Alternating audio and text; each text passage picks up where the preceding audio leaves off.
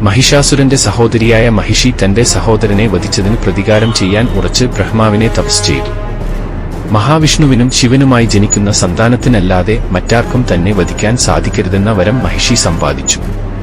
ഉടൻ തന്നെ മഹിഷി ദേവലോകത്തേക്ക് പുറപ്പെട്ട് ദേവന്മാരെ ദ്രോഹിക്കാൻ ആരംഭിച്ചു. പൊറുതിമുട്ടിയ ദേവന്മാർ ഭഗവാൻ മഹാവിഷ്ണുവിനെ അഭയം പ്രാപിച്ചു. മഹിഷി നേടിയ വരത്തെക്കുറിച്ച് ഭഗവാൻ മനസ്സിലാക്കി.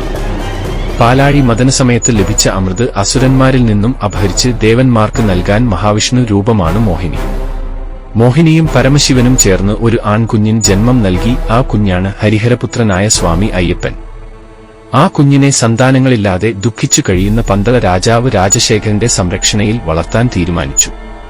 ഒരിക്കൽ പമ്പ നദിയുടെ തീരത്തുള്ള വനത്തിൽ നായാട്ടിനായി പന്തള രാജാവ് എത്തിയപ്പോൾ വനത്തിനുള്ളിൽ നിന്നും ഒരു കുഞ്ഞിന്റെ കരച്ചിൽ കേട്ടു.